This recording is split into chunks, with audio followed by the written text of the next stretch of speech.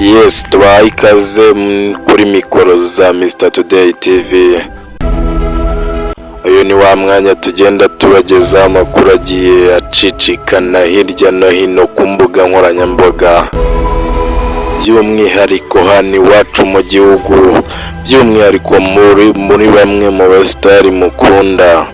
Nk'uko bisanzwe Mr Kira ntago nzanje kuvuga ubusa, ndagira ngo ntize umwanya wawe mutoya hanyuma nkwinjize mu makuru ari kuvugwa ku cyamamare bita Rocky Kirabiranya cyangwa Rocky Kimomo wanyu. Murabizi uyu mugabo yabahaga ibyishimo, murabizi uyu mugabo nta kintu na kimwe n'iki cyitwa filimi cyangwa ibiganiro byiza. Ese wakibaza ngo ubundi Rocky Kirabiranya yabagiye he? Ese avuye muri sinema nyarwanda? Ese yerekeje he? Reka nze byose nkuramburire. Ubundi bijya gutangira byatangiye gute? Bijya gutangira byatangiye witwa Rocky Kirabiranya aza kubabwira yuko channel yitwa Rocky Entertainment aretse kuyikoreraho, ariko ntabwo yigeze avuga impamvu n'imwe aretse kuyikoreraho, ahubwo yahise abereka indi channel nshyashya yitwa Rocky Kimomo. Ndagira ngo nkubwire yuko ubu tuvugana nonaho witwa Rocky Kirabiranya ari kubarizwa mu gihugu cya Amerika, United States, mu murwa mukuru. Gusa icyo utaruzi ni uko uyu witwa Rocky ubu tuvugana no gusobanura cyangwa bya biganiro mwabonaga bahereza, ubu yamajije kubihagarika, aho biri kuvugwa yuko Rocky Kirabiranya agiye kubana n'umuhanzikazi w'umwe mu gihugu cya Amerika w'umusitari.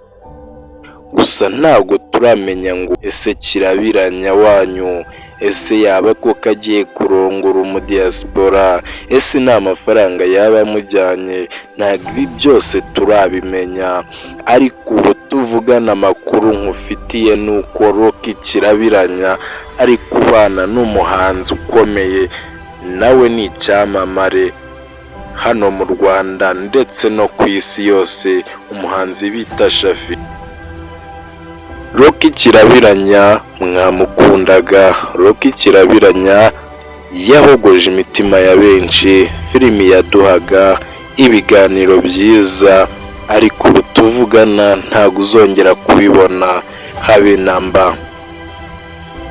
Reka nkwinjize mu makuru gatoya avugwa yuko impamvu yaretse gusobanura cyangwa impamvu yaje kuvuga yuko iriya Rocky Entertainment aretse kuyikoreraho, nuko bamwe mu bantu bakoraga content zino zo z'intambara, by'umwihariko hano zino zagiye zibera muri Congo, mwagiye muzibona. Ariko bivugwa yuko Mama Rwagasabo cyangwa Scovia Mutesi yajyagayo akigererayo indani, hanyuma bano bandi bose aba Rocky n'abandi ba mwanafunzi mugiye mubona bagahita bakora icyitwa copy, nabo bakaza ya nkuru bagahita bayisubiramo.